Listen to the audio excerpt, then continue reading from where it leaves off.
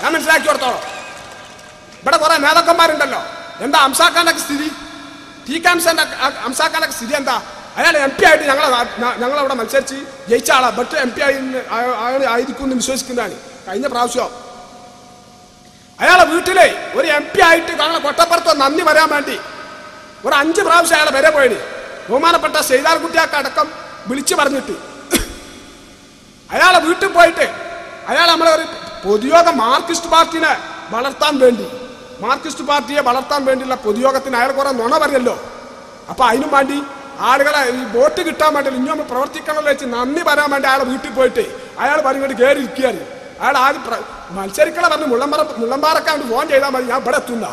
നമ്മളവിടെ പോയിട്ട് അയാൾ എന്താ പറയാരോ ഇവിടെ കയറി ഇരിക്കുകയാണ്. നമ്മൾ കയറി ഇരുന്നാൽ എന്തിനാ വന്നു ചോദിച്ചു. പൊതുയോഗത്തിന് അംശമൊക്കെ എങ്ങനെ വരണം, ഞാൻ ആരാങ്ങൊക്കെ ചോദിച്ചു. ഞാൻ MP ആണ് നമ്മോട്. പിന്നെ പറയും ഞാൻ ന്യൂനപക്ഷ കമ്മീഷന്റെ അതാണ്, ഞാൻ മറ്റോടത്ത് ഇതാണ്, മാപ്പിളപ്പാട്ടിന്റെ ഒലക്കാണ്. ഇത് പറയും എത്ര ഇയാൾ ആരാ? ഇയാൾ മാപ്പിളപ്പാട്ടിനെ പറ്റി എന്ത് ഒലക്ക ഇയാൾക്ക് തിരിയാ? ഇയാൾ മാപ്പിളപ്പാട്ടിന്റെ കുലപതിയാ? അങ്ങനെ ഉണ്ടോ? ഇയാളിപ്പോ പട്ടുറുമാലിൽ പോയിട്ട് ജഡ്ജസാ, പട്ടുറുമാലിലെ ജഡ്ജസായിട്ട് പോയിക്ക അംസാക്ക. പട്ടുറുമാലിലെ ഒരു എപ്പിസോഡിന് 10,000 റുപ്യ കിട്ടും. പൈസ ഉണ്ടാക്ക. പിണറായി വിജയന്റെ റെക്കമെൻഡിന് കയറി കൂടിയത് അവിടെ. മാപ്പിളപ്പാട്ടിന്റെ ഒരു മണ്ണം കട്ടി തിരിഞ്ഞിട്ടല്ല, അവിടെ പോയിക്കയാള്. എന്നിട്ട് പാട്ടിങ്ങനെ പാടും. പെൺകുട്ടികളെ കൈമക്കും കാൽമക്കും നോക്കിയിട്ട് ശ്രുതി പോരാ. എന്താ ശ്രുതി? ഇയാൾക്ക് ശ്രുതിനെ പറ്റി എന്താ അറിയോ? ഇയാളിങ്ങനെ വരാന്നിട്ട് ഇവരാണ് നമ്മളെ പാർട്ടിനെ ഭരിക്കാൻ നടക്കുന്നത്. ഇയാളൊക്കെ വല്ല കഥ അറിയോ? ഒരു സാധാരണക്കാരന്റെ പ്രശ്നത്തിൽ ഇടപെടുമോ? ഇവിടെ എത്ര DYFIക്കാരുണ്ട്, എത്ര മാർക്സിസ്റ്റ് പാർട്ടിക്കാരുണ്ട്, എത്ര ആളുകളെ വീട്ടിൽ കല്യാണം നടക്കുന്നുണ്ട്. ഞങ്ങൾക്കൊക്കെ അതിന് ഭയങ്കര വിഷമണ്ടേ.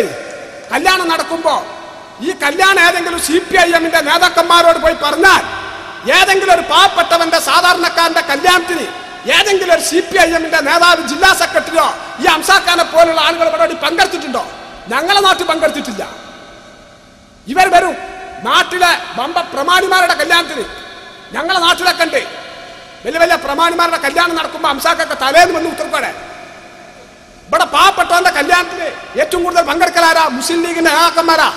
ഒരു സംശയമില്ല. ഞങ്ങളൊക്കെ എത്ര യോഗത്തിൽ ചർച്ച ചെയ്താ CPIMലെ ഒരു ആദർശവും മറ്റുള്ളതും പറഞ്ഞു നടക്കാന്നല്ലാതെ മുസ്ലിം ലീഗിലാണെങ്കിൽ എത്ര കാരുണ്യ പ്രവർത്തനം നടത്തുന്നുണ്ട്. പാവപ്പെട്ടവൻ സുഖമില്ലാഞ്ഞ സഹായിക്കണേ, റിലീഫ് പ്രവർത്തനം നടത്തുന്നത്. DYFI CPM ഏതെങ്കിലും റിലീഫ് പ്രവർത്തനം നടത്തുന്നുണ്ടോ? നടത്താനില്ലല്ലോ.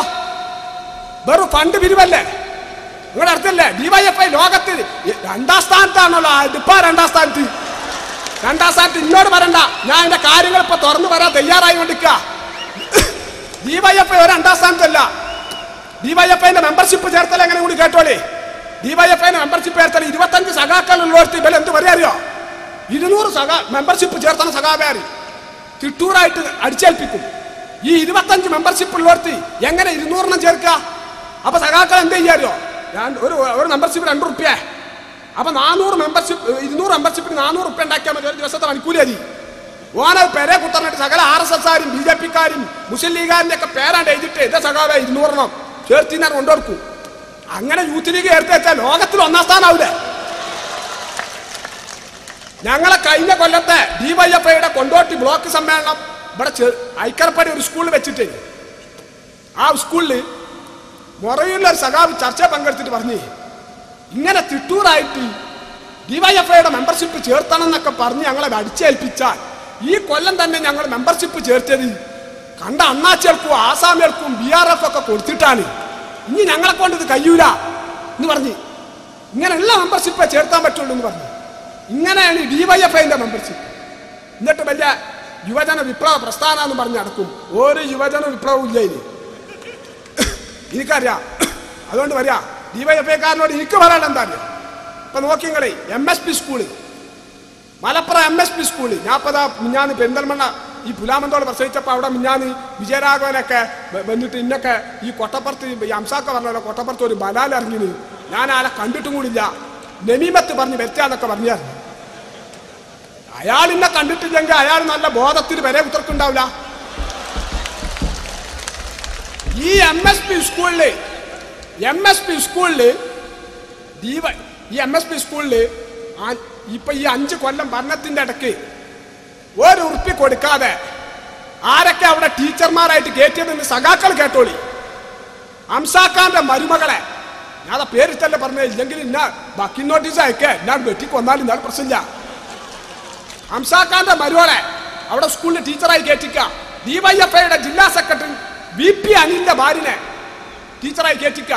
വിജയരാഘവ് MP പെങ്ങളെ പെരിന്തൽമണ്ണ ഏരിയ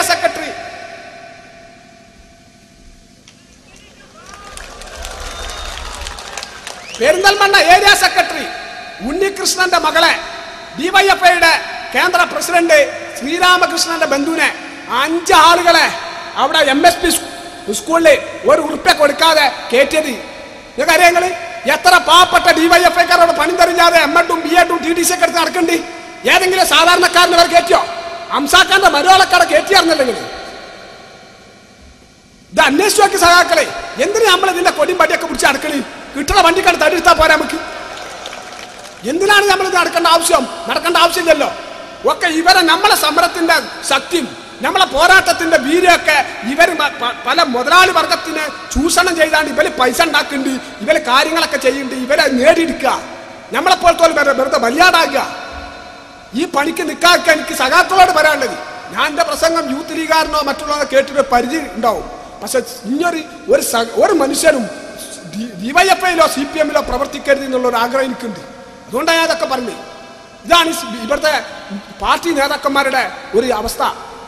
ഇതിനെതിരെ വർത്താനം പറയുമ്പോൾ, ഇതിനെതിരെ ശബ്ദിക്കുമ്പോൾ എങ്ങനെ പാർട്ടി വിരുദ്ധരാകുക, ഇതിനെതിരെ പോരാടുമ്പോൾ എങ്ങനെ പാർട്ടി വിരുദ്ധരാകുക, എന്നിട്ട് പാർട്ടി വിരുദ്ധരായിട്ട് ആളുകളെ പുറത്താക്കുക. ഇതല്ല ഇവിടെ നടക്കുന്നത്. ഇപ്പൊ VS-ന്റെ വകുപ്പ് ഏതെങ്കിലും സഖാക്കൊക്കെ അറിയോ? ആലോചിച്ചേക്ക് VS-ന് വകുപ്പുണ്ടോ? ഇവിടെ കൂടെയുള്ള ലീഗാർക്ക് അറിയോ? ഒരു വകുപ്പില്ലല്ലോ അയാൾക്ക്. അയാൾ ആഭ്യന്തരവും വിജിലൻസും വേണമെന്ന് പറഞ്ഞു. അപ്പൊ നമ്മളെപ്പോലത്തെ സഖാക്കൊക്കെ എന്താ മനസ്സിലായില്ലാന്ന്? കുഞ്ഞാലിക്കുട്ടി സാഹിബിനെ, മുനീർ സാഹിബിനെ, ഉമ്മൻചാണ്ടിനൊക്കെ അറസ്റ്റ് ചെയ്ത് കൊണ്ടുപോയേക്കും. അപ്പൊ ഇയാൾക്ക് കൊടുക്കണം. ഇയാൾ കാരണം മുറിച്ചാ മുറിയാത്ത സഖാവല്ലേ നമ്മളെ കാഴ്ചയില്. അടുപ്പാ മുറിച്ചാ മുറിയാത്ത ഇയാൾ ഒപ്പം നിൽക്കണ പോലെ സഹായിച്ചാത്ത ആളാ. ഇയാൾ ആളുകളാണ് ഈ പല സ്ഥലത്തും വെട്ടി നിരത്തപ്പെട്ടത് ഈ പിണറായി വിജയന്റെ ഈ കളിയോണ്ട്. ഇയാൾക്ക് ഏതെങ്കിലും വകുപ്പുണ്ടോ? ഇയാൾ വിജിലൻസും ആഭ്യന്തരമൊക്കെ ചോദിച്ചു. ഈ വിജിലൻസും ആഭ്യന്തരമൊക്കെ ചോദിച്ചപ്പം അയാൾക്ക് വിജിലൻസും ആഭ്യന്തരം കൊടുക്കാഞ്ഞത് ആരാ? കുഞ്ഞാലിക്കുട്ടി സാഹിബാ? അല്ലല്ലോ. Communist Party of India Marxist പാർട്ടിയുടെ മുഖ്യമന്ത്രി VS അച്യുതാനന്ദന് ആഭ്യന്തരം വിജിലൻസ് കൊടുക്കരുത് എന്ന് പറഞ്ഞത് ആരാറിയോ? Communist Party of India Marxist പാർട്ടിയുടെ നേതാക്കന്മാരായ പിണറായി വിജയനും കോടിയേരിയ. അതെന്താ അറിയോ? ഇപ്പോഴാണ് നമുക്ക് മനസ്സിലാണ് കുഞ്ഞാലിക്കുട്ടി സാഹിബിന് മറ്റുള്ളവരെ അറസ്റ്റ് ചെയ്യാനല്ലാന്ന്. ഈ പിണറായിനും കോടിയേരിയിലൊക്കെ ഉള്ളിലാണ് കൊണ്ടുപോയാല്. പിന്നെ കിളിരൂര് കേസിലെ VIP ഉണ്ടല്ലോ, അത് ആരാ? ഈ കോടിയേരിന്റെ ശ്രീമതിന്റെയും ഇവരൊക്കെ മക്കൾ തന്നെ. അതുകൊണ്ടാ കൊടുക്കാഞ്ഞത് അയാൾക്ക്. അല്ലാതെ നമ്മുടെ UDF-ന്റെ നേതാക്കന്മാരെ ഉള്ളിക്കിടലാണെങ്കിൽ അത് അജണ്ട പെട്ടല്ലേ CPM-ന്റെ കൊടുക്കണ്ടേ? എന്തുകൊണ്ട് കൊടുത്തില്ല കമ്മ്യൂണിസ്റ്റ് പാർട്ടിയുടെ മുഖ്യമന്ത്രിക്ക്? നിങ്ങൾ പരിശോധിച്ചു നോക്കി. എന്നിട്ട് അയാൾ ഒരു വകുപ്പില്ലാതെ മേപ്പട്ടും കീപ്പട്ടും നോക്കി നടക്കുക. അതല്ലേ ഇവിടുത്തെ ഭരണം? ഇതിനൊക്കെ വേറെ വർത്താനം പറയണ്ടേ? നമ്മളൊക്കെ എന്താ പുറത്തിറങ്ങിയാലും CPM-മാരാണ് വേറെ വർത്താനം നമ്മളെ തൊള്ളേന്നൊക്കെ വരിക. ഇത് മുസ്ലിം ലീഗിന്റെ പേര് ഉപയോഗിച്ചിട്ട് പറയാൻ പറ്റില്ലല്ലോ.